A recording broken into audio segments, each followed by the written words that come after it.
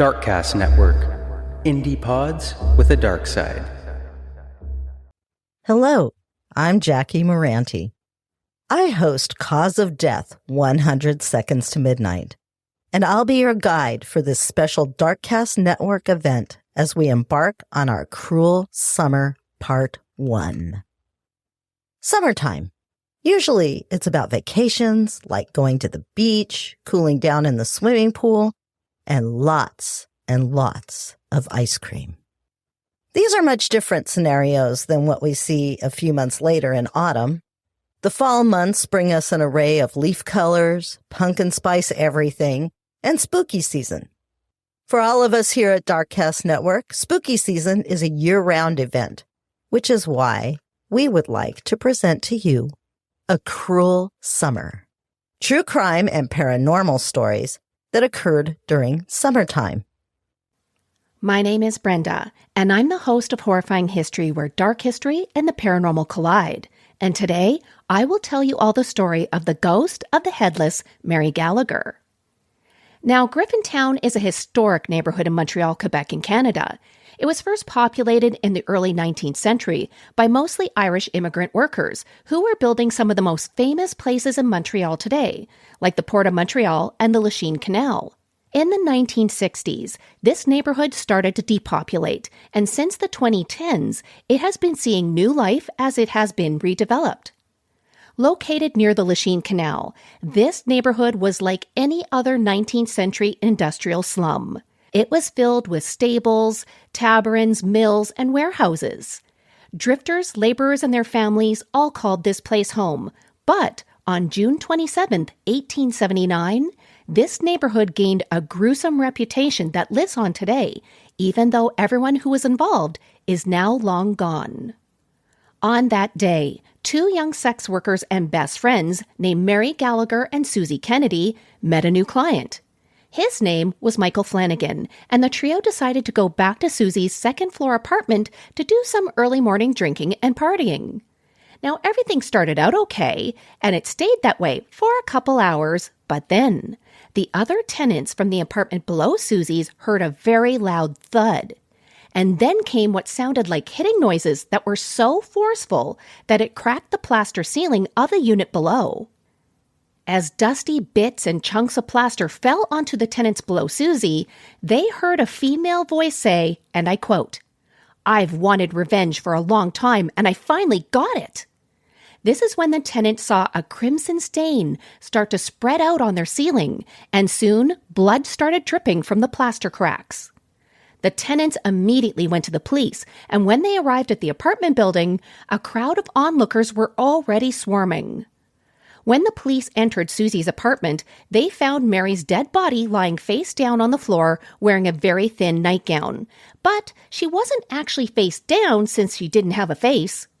Her head and one severed hand lay in a bucket nearby. The police found Susie standing right by the body, and she was drenched in blood. But according to Susie, she didn't do anything wrong. She claimed she didn't hurt Mary. She just simply slipped and fell in the horrific mess that covered her home. The police found Susie standing right by the body, and she was drenched in blood. But according to Susie, she didn't do anything wrong. She claimed that she didn't hurt Mary. She just simply slipped and fell in the horrific mess that now covered her home. Susie told police that while she and Michael slept in the front room, an unknown man who looked like a sea captain walked into her home and had an argument with Mary. He called her names, and Susie told the police that he must have killed her since she watched him washing blood off of his hands before he left. So, just to sum up here, Susie and Michael were sleeping while Mary was not. Even though Susie and Michael were sleeping, they saw this random sea captain just walk into Susie's home. Then somehow there was a massive gap of time where the murder occurred and the victim had their head and their hand cut off. And then this mysterious sea captain just walked away after washing his hands. So, as you guys can imagine, no one believed this story.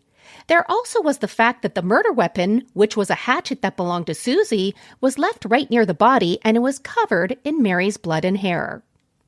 The police immediately arrested both Susie and Michael. Susie was charged with murder and was later sentenced to die by the hangman's noose. But Michael, on the other hand, was released. Susie didn't die for her crimes, though. Her sentence was commuted, and she was sent to the Kingston Penitentiary for 16 years. Now, in a bizarre coincidence, on the day that Susie was supposed to hang, Michael died. He lost his footing while aboard a boat. He fell through the ice and he drowned. Now, the thing is that Mary did not receive the justice that she deserved. The building where she died in used to sit on the corner of William and Murray Streets. In today's time, the old factories and apartments are long gone and have been replaced with film studios and trendy condos. In the years since Mary's death, there have been countless reports of people seeing the ghost of Mary, who is said to be looking for her head. These sightings occur every 7 years on the anniversary of her death. On this date, many people go down to the corner of William and Murray Streets to hopefully catch a glimpse of Mary. And if you want to see her for yourself, it is said that your next chance would be on June 27th, 2025. You can hear stories like this and so much more on our show Horrifying History, which you can find on any podcast provider. You also can follow us on Facebook at Horrifying History, on Instagram at Horrifying_History, and on Twitter at HorrifyingHIST1. Hey everybody, my name is Josh. And I'm Jamie. And we are from the Paranormal Peeps podcast. And we have a great story for you guys lined up tonight. And it's going to be a Japanese ghost story. Yeah, so their big spooky season, for us in the States, it's in October. For Japan, it's actually in the summer. Yeah, which seems a little strange. Well, for us, because we weren't brought up in that culture, but I find it fascinating nonetheless. I do too. I like seeing how other cultures differ from ours. Yeah. And so what is the one belief that they have about the summertime ghost season, essentially? I don't know. They believe that their ancestors come back and they'll leave fires, inviting fires for them to come and hang out with their families. Is it like fires for them to find their way to their still living relatives? And yeah. In as cases were, but yeah. Yeah. Okay. Yeah. And and the interesting thing is the Japanese culture is so much more ancient than anything we have in the U.S. Oh, yeah. Yeah. By leaps and bounds. And they call it the season of Bon. And there are good spirits. Most of the spirits are actually, ancestral, happy spirits. Yeah. But then you have the yokai, which are evil spirits. And what are we going to hear about today?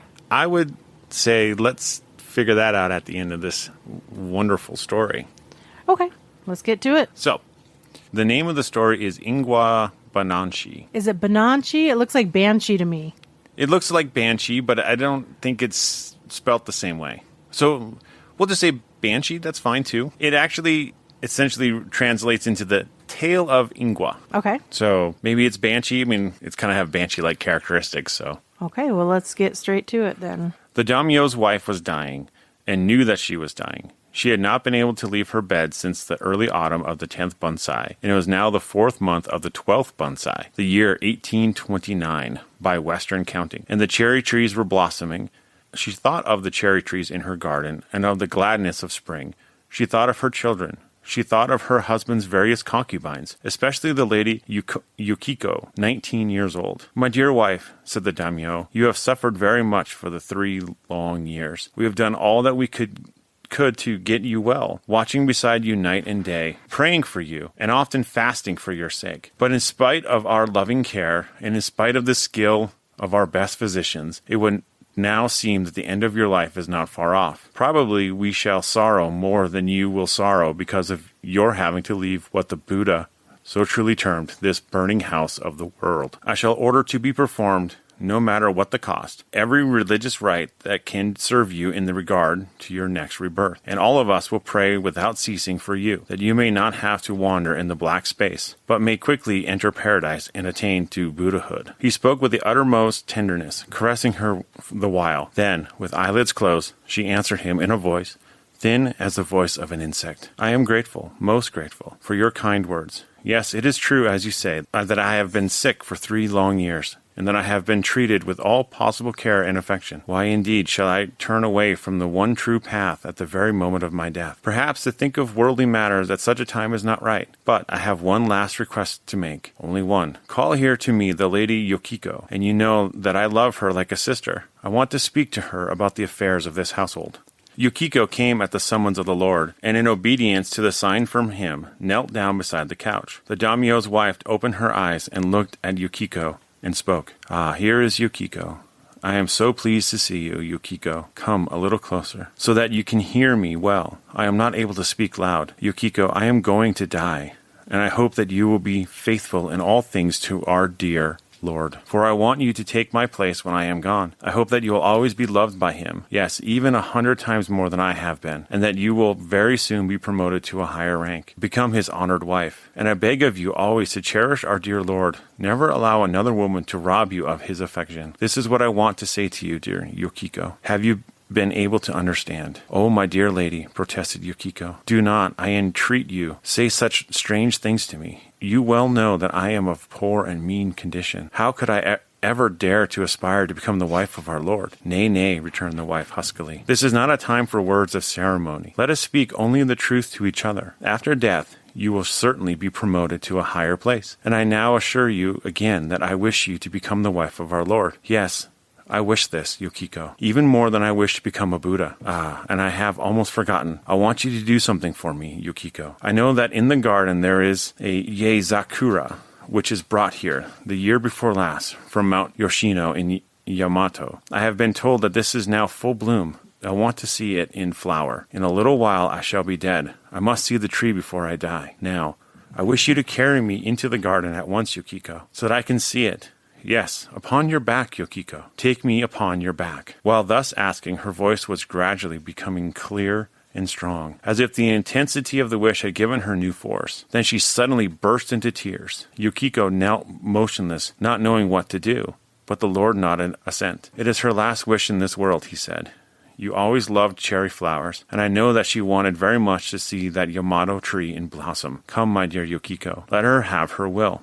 As a nurse turns her back to a child, the child may cling to it." Yukiko offered her shoulders to the wife and said, "Lady, I am ready. Please tell me how I can best help you." "Why, this way," responded the dying woman, lifting herself with an almost superhuman effort by clinging to Yukiko's shoulders. But as she stood erect, she quickly slipped her thin hands down over her shoulders, under the robe, and clutched the breasts of the girl, and burst into a wicked laugh. "I have my wish," she cried. "I have my wish for the cherry blossom, but not the cherry blossom of the garden. I could not die before I got my wish, and now I have it, and oh, what a delight!" And with these words, she fell upon the crouching girl and died. The attendants at once attempted to lift the body from Yukiko's shoulders and to lay it upon the bed. But strange to say, this seemingly easy thing could not be done. The cold hands had attached themselves in some unaccountable way to the breasts of the girl, appearing to have grown into the quick flesh. Yukiko became senseless with fear and pain. Physicians were called. They could not understand what had taken place. By no ordinary methods could the hands of the dead woman be unfastened from the body of her victim. They so clung that any effort to remove them brought blood. This was not because the fingers held. It was because the flesh of the palms had united itself in some inexplicable manner to the flesh of the breasts. At that time, the most skillful physician in Tokyo was a foreigner, a Dutch surgeon. It was decided to summon him. After a careful examination, he said it could not understand the case, and that at the immediate relief of Yukiko, there was nothing to be done except cut the hands from the corpse. He decided that it would be dangerous to attempt to detach them from the breasts. His advice was accepted, and the hands were amputated at the wrists, but they remained clinging to the breasts, and they're soon darkened and dried up, like the hands of a person long dead. Yet this was only the beginning of the horror. Withered and bloodless, though they seemed, those hands were not dead. At intervals, they would stir stealthily, like great gray spiders, and nightly thereafter, beginning always at the hour of the ox, they would clutch and compress and torture. Only at the hour of the tiger, the pain would cease.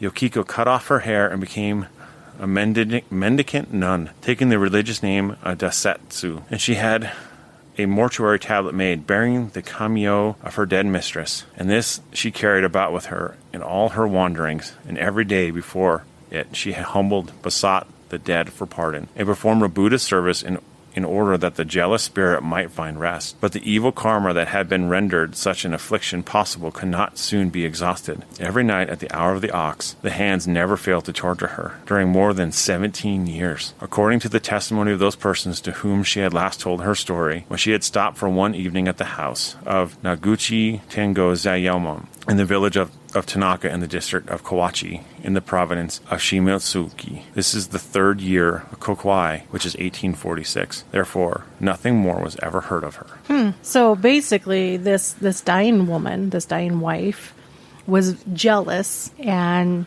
before she died, in her trickery, she told her husband, "You know, she's like a sister to me. Yeah. You know, I love her like a sister. Bring her here to me." Yeah.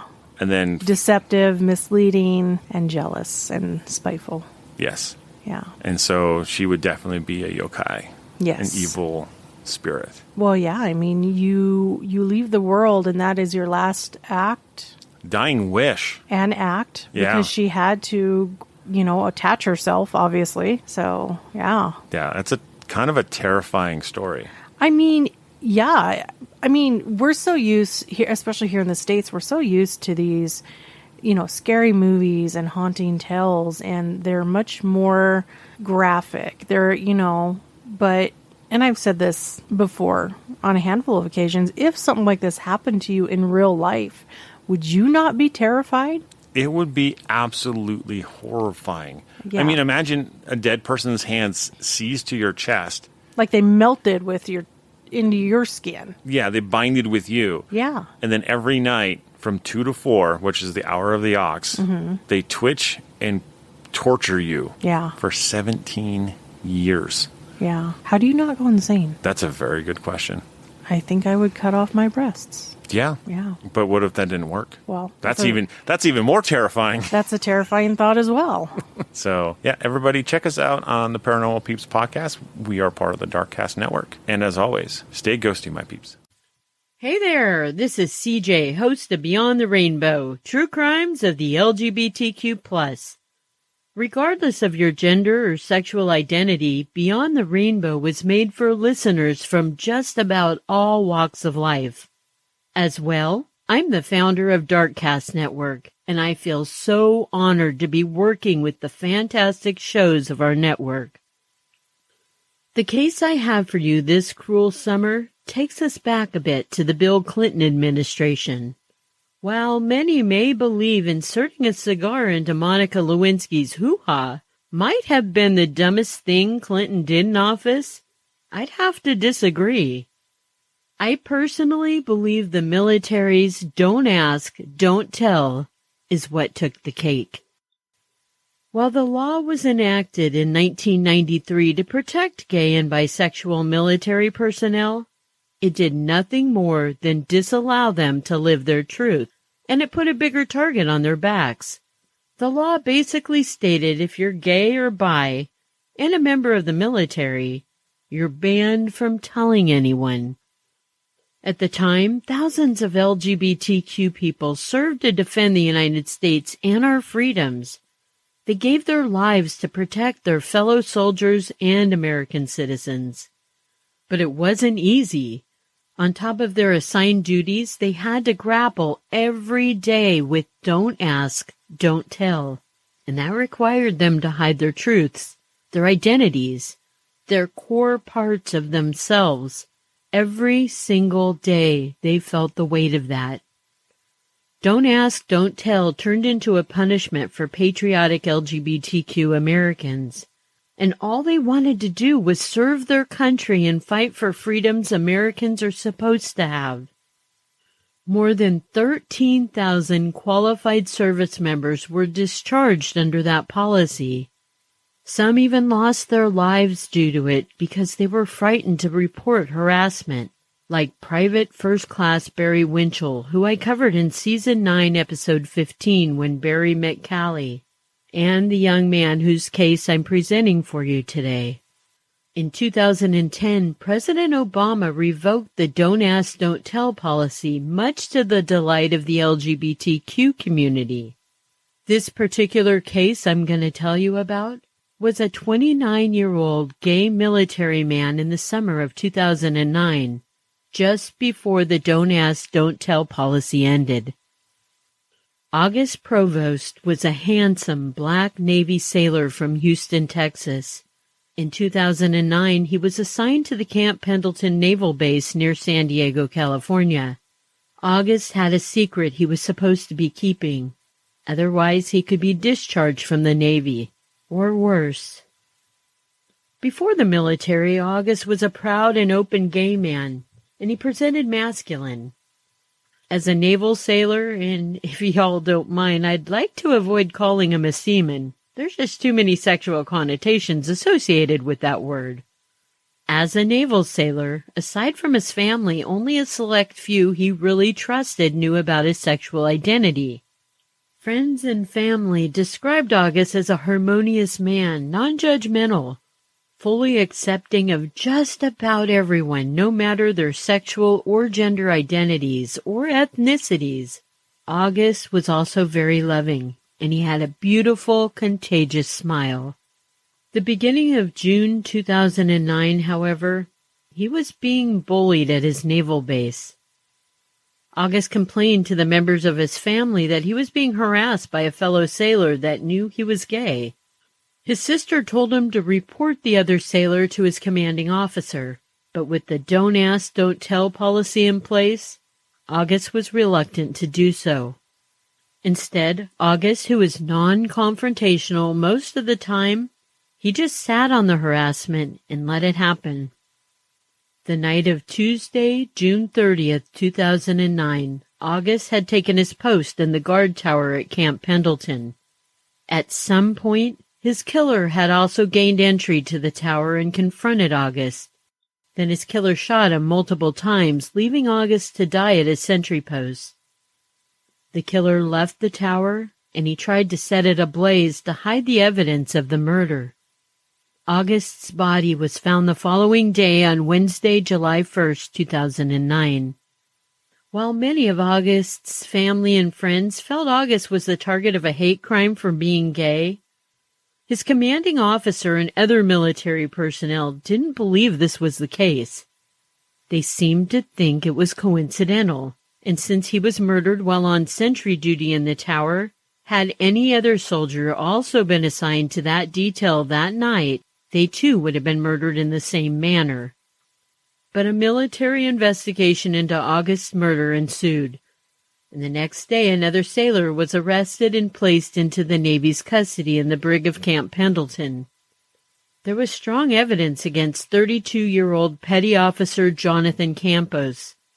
The Navy felt Jonathan, who'd been pulled over for a driving under the influence charge earlier in June, they felt like he was retaliating for any punishment he received for the DUI. They also believed that he planned to set fire to the watchtower regardless who was in it, and when he came across August, he stole his gun and fatally shot him. However, many others surmised Jonathan was hiding insecurities about his own sexual identity, and that he killed August to keep everyone from finding out he too was gay or bisexual. Simply put, Jonathan thought August was going to out him, but there's no concrete evidence for either theory. Friday, July 31st, 2009, military police checked on Jonathan in his holding cell around 12:20 p.m. He was checked on less than an hour before this, and everything seemed fine. But during this 12:20 check, Jonathan was unresponsive, and he was rushed to a hospital where he was pronounced dead. Jonathan had taken his own life via self-asphyxiation. He had stuffed into his mouth and ingested an incredible amount of toilet paper, and this caused him to suffocate. The completion of suicide left many to believe Jonathan had killed August in order to keep his secrets about his own sexual identity. It's unknown whether Jonathan and August had something sexual going on with one another. August did have a boyfriend back home in Texas at the time of his murder. And because Jonathan took his own life, August's family felt that Jonathan took away any closure and answers as to why their beloved August was killed. Rest in power, August. Remember, It's not a crime to be gay, unless you're a murderer. And Darkcast Network, you rock. Guess what? Chicken butt. Summertime, living sleazy. Sweating your balls off. Absolutely. Seriously, what summer means when you hit a certain age, it is time to chuck your children into the arms of whoever will take them so they don't drive you insane. Anybody want this kid? Yep, because it's going to be home for like 3 months. Ew. Did you ever do a summer camp, pal? No. I did it once, a place called Camp Tallulah, holler to central New York. But that's where I got my like profound fear of the outdoors. It was just a mild fear at first, but sleepaway camp is where the profound fear really started. I was a homebody. I would have got homesick. I would have cried. My mom would have had to come and get me. Today, we are going to give you a small taste of a notorious crime that happened in 1977. A gruesome and tragic mystery that to this day remains unsolved. Founded in the early 20th century, the Girl Scouts, if you don't know, is an organization dedicated to the empowerment of young girls. It instills this confidence and courage. You know, they bond over activities like community service, camping, they get their badges, they sell their cookies, right? I don't want to go peddle your cookies. I was into that because I was a fat kid and I was like, yeah, I want to get some badges for selling cookies to myself. So it's fairly innocuous, promise of a good time, and it shouldn't be dangerous, right? It shouldn't be. June 13th, 1977 marked one of the most terrible and shocking crimes in Oklahoma history, which kicked off an investigation that would continue for decades. The now abandoned Camp Scott is in a densely wooded location on 410 acres in Mays County, Oklahoma. Camp Scott, a cornerstone of Oklahoma Girl Scouting, had been operated by generations of Girl Scouts going as far back as 1928. Many parents of the campers had experienced this 2-week getaway themselves and looked forward to sharing the experience with their littles. Get out by, go swimming and shit. See ya. Go do some shit. Make some friends. Earlier that day, 10-year-old Doris Denise Milner expressed hesitation about the trip to her mom, but was convinced to board the bus on the promise that her parents would pick her up if she felt like coming home once she got there. Like, hey, you know, try it out, see what happens. We'll come and get you.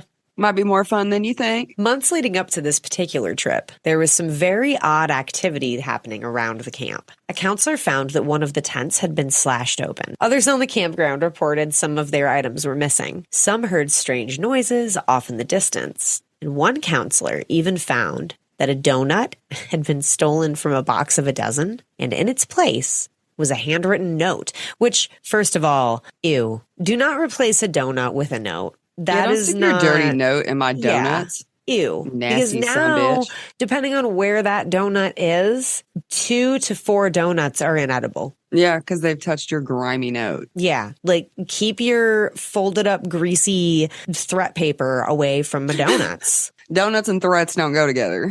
Anyway, this glazed threat said, We are on a mission to kill 3 girls in tent 1. ugh. All of these incidents, all of this shit, including that. Including the note and the donuts. Yeah, it was all dismissed as a prank. I don't like it. On the first night of camp, a thunderstorm rolled in, and the girls and their counselors all hunkered down in their tents to go to sleep. In order to keep a close eye on the scouts, the counselors had the tents fanned out around their own sleeping quarters. Milner was in the farthest tent, accompanied by 8-year-old Lori Lee Farmer and 9-year-old Michelle Heather Goose. Lori Farmer, a bright little girl who was said to be mature beyond her years and the youngest Girl Scout at camp that week, was excited to write home to her family in Tulsa. She told her loved ones about her 2 new friends and her roommates. No stranger to Camp Scott, having attended the camp the year prior, Michelle Goose was a shy, athletic girl with a love for plants. In fact, before leaving her home in Broken Arrow, her mother, Georgianne, told a newspaper that Michelle insisted she take care of her plants while she was away at camp. African violets were one of her favorites. Having sold enough Girl Scout cookies to be able to attend camp with her friends, Denise Milner had been excited about going to camp. She was a straight-A student and had already been admitted to a Tulsa school that was created for exceptionally bright students. However, at the last minute, her friends backed out, and Denise reluctantly went alone to camp. She was not keen on the idea of leaving her mom and her 5-year-old sister. On the bus, Denise cried. After the trio finished their letters, the girls gathered for story time before heading to bed. During story time, Denise was again upset and asked to call her mom. One of the Kiowa counselors, a young woman named Dee Elder,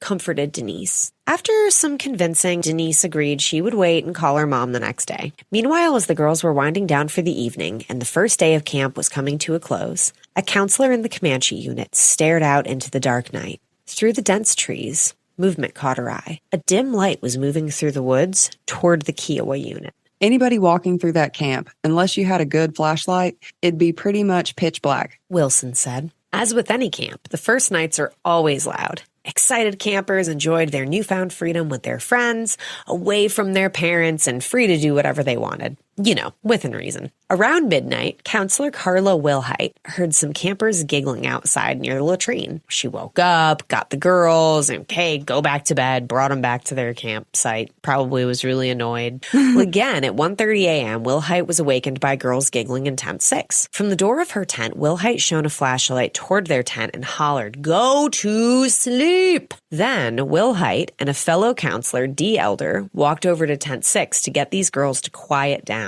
They were just like, I'm gonna party all night. We do what we want. From the darkness behind tents 1 and 2, Wilhite heard a low guttural sound or a moaning coming from the woods.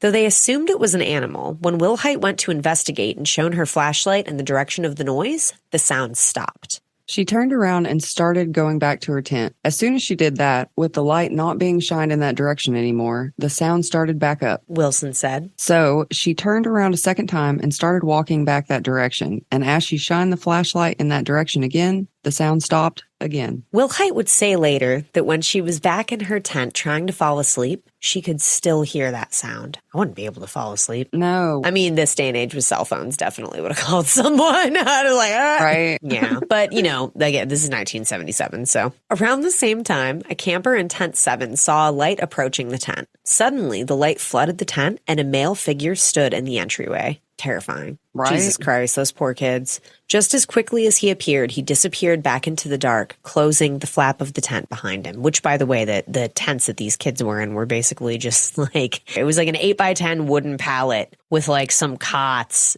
With like a cloth tent around it. No security. No. Just open flaps in a tent. I wouldn't sleep in that shit. Bugs are definitely getting in. Oh my God. Yeah, forget it. Definitely. Forget it. If this dude's getting in, so are spiders for sure. One camper said they heard a scream in the night, and another camper said they heard someone crying for their mama. That would also, I mean, that makes me so sad. Oh my God, yeah, me too. The next morning, the sun rose on another day at Camp Scott. This morning probably promised to be pretty cool, I would imagine. I mean, those kids spent all night during a thunderstorm, like getting to know each other and like bonding. It makes me sad to think that this is how they like woke up the next day. Woke up to a nightmare. Wilhite woke early around 6 a.m. to get into the shower before the other campers woke up. As she headed out of her tent, she spotted what appeared to be sleeping bags a little way away. When she approached, she realized it was 3 sleeping bags sprawled across the ground. 2 of the sleeping bags were zipped closed, but one was open. Milner, Farmer, and Goose lay dead on the trail, about 150 yards from their tent. 2 bodies were stuffed into the bottom of their sleeping bag, while one was left out into the open. The young girls had been brutally sexually assaulted before being bludgeoned and strangled to death. An investigation turned up a well of evidence. A large red flashlight was found on top of the bodies, and while there was a fingerprint on the lens, it was unfortunately too smudged to be ID'd. Newspaper had been stuffed into the casing to prevent batteries from rattling. There was even a piece of fabric that he'd put over the light, like it was duct taped over it, so it would like dim the light while he was walking through the woods. Yeah. Mm-hmm. The girl's tent was covered in blood, and in that blood was the print of a 9.5 sized shoe. A larger search of the 400-acre camp turned up duct tape, rope, and women's eyeglasses. Police found a nearby cave that showed signs that someone had been living there, and there were newspapers scattered around that matched the issue that were used to stuff the batteries in the flashlight. That's pretty damning. In case that wasn't enough evidence, somebody had also just kind of like doodled on the wall. The killer was here. Bye-bye, fools. 77617. The way that they wrote the date, like 6/17/1977. Oh, yeah, the year's first. Soon the police identified a suspect, 33-year-old Jean Leroy Hart. Hart had a documented history of violence, which included sexual assault. He was arrested for the kidnap and rape of 2 pregnant women in Tulsa, and he got out on parole shortly after. Yeah. What the fuck is wrong with people? You'd think pregnant women would be kind of safe. You'd think. Oh, he was in and out of jail. Burglary charges. Managed to escape in 1973. Escaped fucking jail. Like, just got out. Well, it was the 70s. It was the 70s. He probably had a damn poster of some bikini-clad sweetheart in his cell. Yeah, with a big hole behind it. Yep.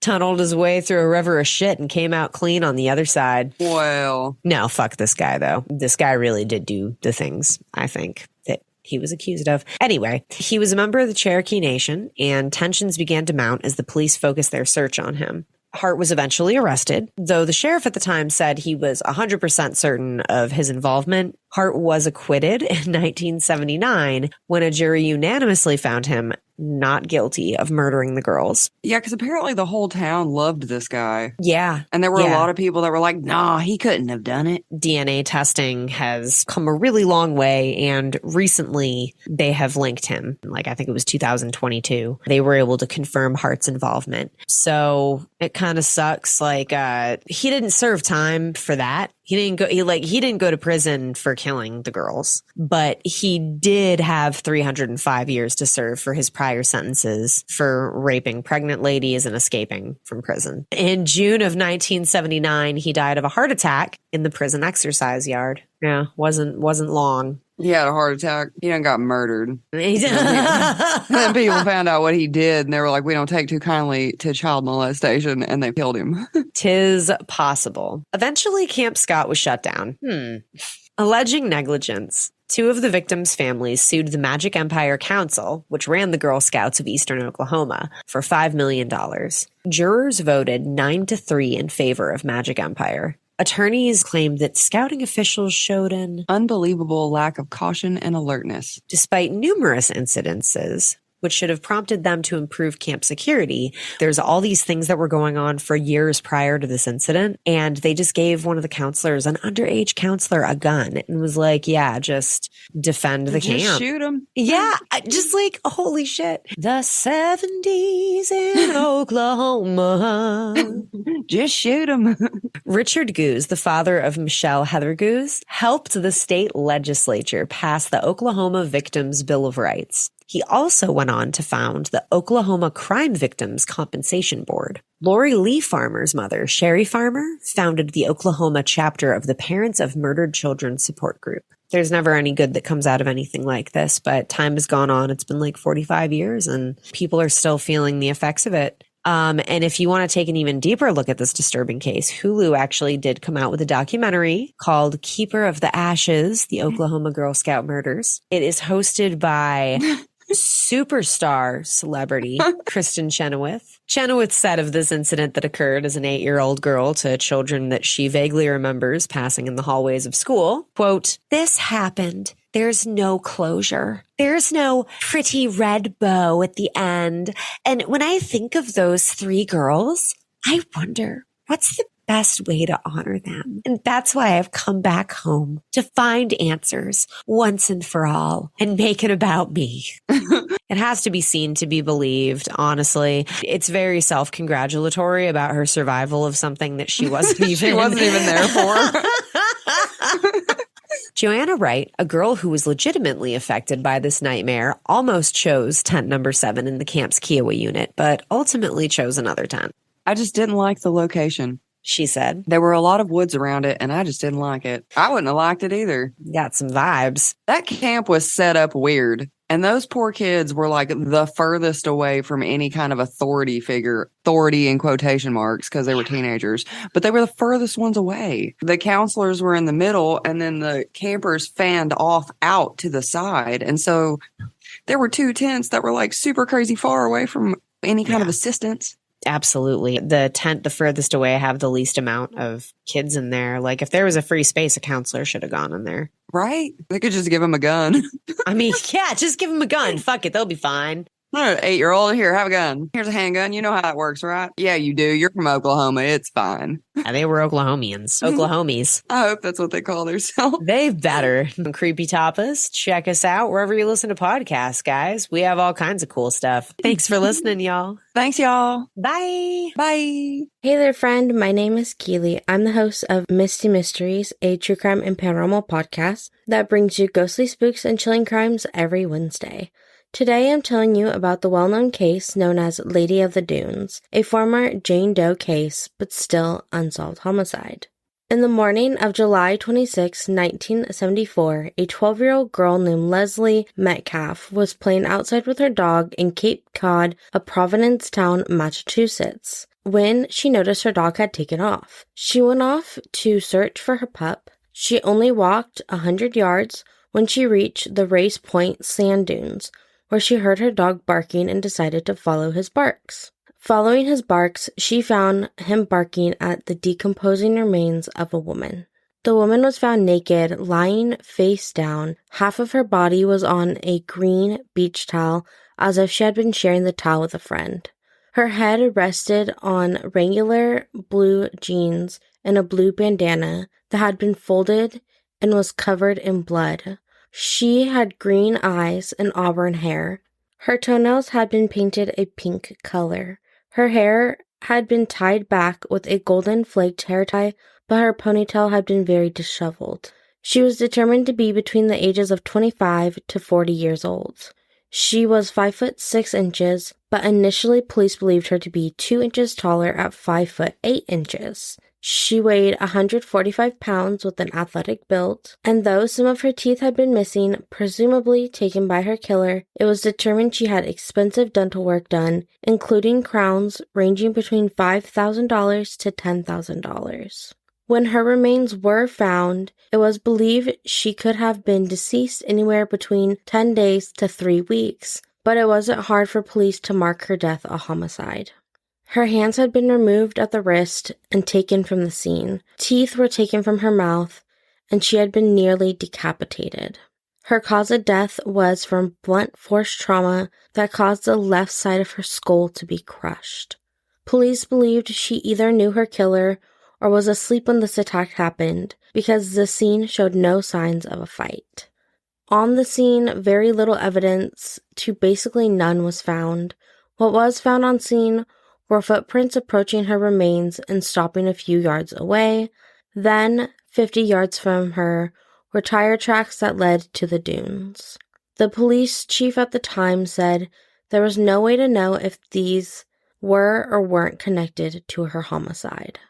After her remains had been removed from the scene, they searched for a weapon or any further evidence around the area, using a bloodhound and a fresh set of eyes, bringing in new law enforcement personnel, but nothing else was found.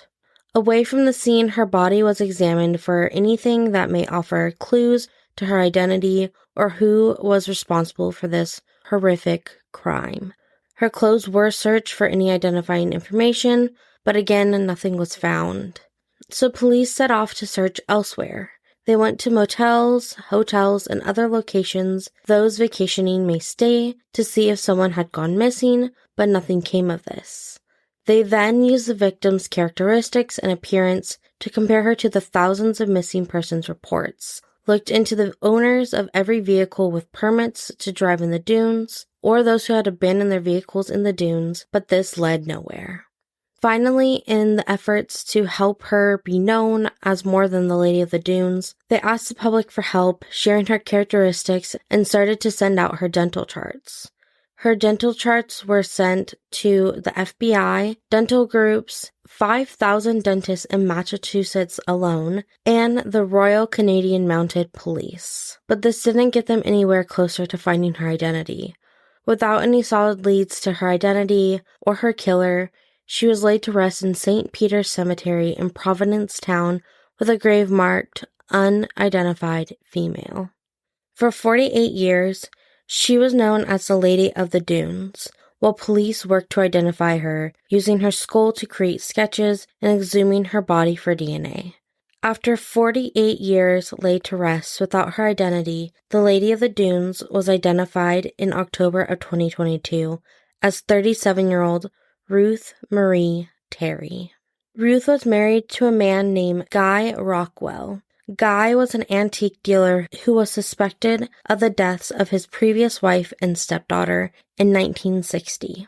Knowing that Ruth is the Lady of the Dunes, the investigators are now looking for more information about Guy, although he did pass away in 2002 in California. And they're looking for more information on her time in Massachusetts before her death. If you want to hear more about Ruth, in-depth details of this investigation, including theories of her possibly being a background in the movie Jaws, or a false confession of a serial killer, you can check out the longer and way more detailed coverage of this case on the Misty Mysteries podcast. I hope you join me soon. Until then, I hope you have a safe and cruel summer, and you enjoy all the rest of the stories from my Darkcast friends. Hello everyone, my name is Sinister Steph, and welcome to the Darkcast Network's Cruel Summer episode. Today I wanted to share a little sinister summer story with you. Unfortunately, bitter custody battles between parents are a tale as old as time. However, the battles that are taken much further than a court of law are thankfully a little less common. During the summer of 2011, 27-year-old Laura Jean Ackerson was going through a terrible fight for custody of her toddler sons Grant Hayes IV and Gentle. Her ex-boyfriend Grant Hayes was making life hell for her. The two had joint custody over the children, but that wasn't enough for greedy Grant. He had already moved on with another woman named Amanda, and they were married in 2010. Shortly after they were married, Grant and Amanda welcomed a new baby of their own. So why couldn't Grant just leave Laura alone? She was a fantastic mother, very loving and nurturing, but for some reason Grant seemed determined to try to take any happiness away from Laura that he could. In spite of all this, Laura was really trying to move on with her life as well, but it seemed like every time something positive would happen for her, there was Grant, a big gray rain cloud looming over her head. Laura lived in Kinston, North Carolina, and worked successfully in the marketing industry. She was well liked for her cheerfulness by just about everyone who came in contact with her. On July 12, 2011, Laura was emailed by Grant to come visit their boys on Wednesday, July 13th after her work. But in order to make the visit, Laura would have to go to Grant and Amanda's apartment in Raleigh instead of meeting at a neutral site like a family restaurant. Laura, however, would never miss the opportunity to see her children, and I can identify with that, so of course she said that she would be there. She was supposed to be present for a conference call with a coworker later that evening for work, but she missed it. Her coworker did know that Laura was going to Raleigh to visit her kids for a bit, but Laura missing the phone meeting still worried her a little bit. 2 days later, on July 15th, Laura was due to pick up the boys for her parenting portion of the week. However, she never showed. On July 18th, that same coworker I previously mentioned reported her missing because Laura had still not shown up for work, and it had been now several days that she could not be reached. A few days after she was reported missing, Laura's car was found in the parking lot of an apartment complex that her and her boys used to live in with Grant when they were all together. The complex was in Raleigh. On July 24th, Laura's remains were discovered in Richmond, Texas. She had been dismembered. Her body parts were located in 3 different spots in a creek, and because of the grueling summer heat in Texas, the decomposition of her remains had settled in rapidly, making it nearly impossible for the medical examiner to determine exactly how Laura had been killed. It was finally ruled as undetermined homicidal violence, but their final findings suggested she either succumbed to asphyxiation or blunt force trauma to her neck. Investigators had their work cut out for them.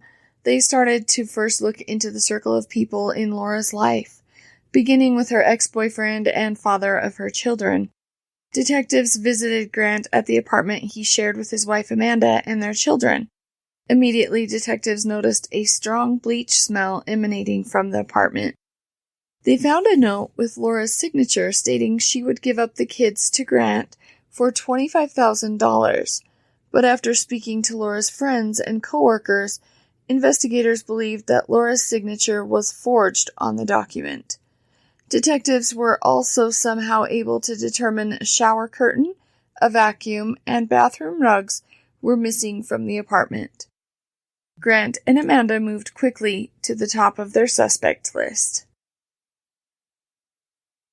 With a little searching, law enforcement discovered that Grant had recently purchased gloves, bleach, plastic sheeting, a reciprocal saw, goggles, garbage bags, ice, and some ice chests. Nothing suspicious there with his ex-girlfriend and mother of his toddler sons missing, right? They also found all of these items were purchased before Grant, Amanda, and the kids had left for a trip to Texas. After arriving in Texas, Grant purchased some bottles of muriatic acid and was seen on a home improvement store's surveillance doing this. Amanda was seen on video footage dumping some of those empty bottles of muriatic acid near her sister's residence. There were also witnesses that could place Grant and Amanda near the creek in Texas where Laura's remains were found. Detectives surmised that Laura was murdered in Grant and Amanda's apartment. The couple dismembered her with the reciprocal saw, and her body parts were stored in the ice chests. When none of the couple's previous attempts to dispose of Laura's body were effective, they rented a U-Haul and drove to Richmond, Texas, where Amanda's sister lived. In Texas, they had tried to dissolve Amanda's body in the muriatic acid, but they were again unsuccessful. So the couple rented a boat and dumped Laura's remains in Oyster Creek, where alligators were prevalent. Grant and Amanda hoped that alligators would eat all of the evidence, but thankfully the alligators were non-compliant with the couple's plan. Grant and Amanda Hayes were arrested on first-degree murder charges, and as often happens when couples are arrested together for crimes, they turned on each other pretty quickly. Amanda insisted that she was fearful of Grant, and he threatened her if she didn't help him. Grant insisted that Amanda had strangled Laura to death, but it was an accident. I don't know how you accidentally strangle someone. 2 years later, in 2013, Amanda and Grant would have separate trials. Amanda's defense was once again that she was coerced by her violent, scary husband to play a part in the murder of Laura. Her defense team painted Grant as a classic sociopath who murdered Laura without Amanda's knowledge, and then Grant tricked Amanda into the trip to Texas to dispose of Laura's body parts. Amanda's sentence was lowered from first-degree murder to second-degree murder. Before the end of the court proceedings, Amanda apologized to just about everyone. Laura's family, her sons, Grant's family, the courtroom. The judge told her she most likely could have saved Laura's life, but had chosen not to. Amanda was found guilty, and by the time her trial concluded in February 2014, she was sentenced to a 13 to 16-year incarceration. She received an additional 20 years for tampering with evidence and trying to feed Laura's body parts to alligators. As soon as her trial was over, she served Grant with divorce papers. Imagine that. Grant's trial went a little differently. After introducing over 500 pieces of evidence and interviewing 47 witnesses on the stand, the prosecution played the jury a song. What I haven't mentioned yet is that Grant was a musician. His stage name was Grant Hayes, Haze.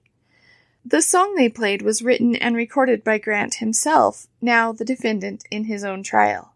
On it, Grant can be heard singing, quote, "My baby's mama, Don't talk to me. Don't want your drama. I got 2 kids by you.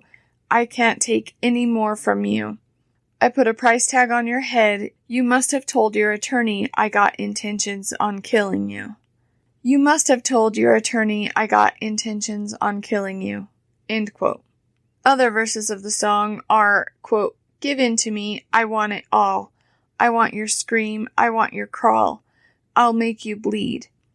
I'm not the one to make you scream. I'm just the one to make you bleed. Don't raise your arms. You can't stop me. I'll put my hands on your throat and squeeze." End quote. He titled the song Broomstick Rider, which of course in itself seems like a reference to his ex being a witch. This song isn't really a ballad, as you can imagine. It has more of a hip-hop rap vibe to it, and it's actually still available to hear on YouTube, but I wouldn't recommend it. It's not a great song. After the song was played, the prosecution rested its case, which was probably a great place to rest. Grant had pretty much said it all in his musical verses, and it didn't seem metaphorical at all. The jury came back with a guilty verdict. Grant was sentenced to life in prison without the possibility of parole. And that, my friends, concludes my cruel summer story with Darkcast Network and the disturbing murder of Laura Ackerson. Thank you for listening to Sinister Story Hour and all of my other favorite podcasts from the Darkcast Network. We wish you a sinister summer. Well, if I wasn't sweating from the heat, I'm certainly sweating from the variety of chilling tales just told. Tomorrow we'll release part 2 of our Cruel Summer Tour. Be sure to join me back here, and in the meantime, be careful out there. Real life is spooky.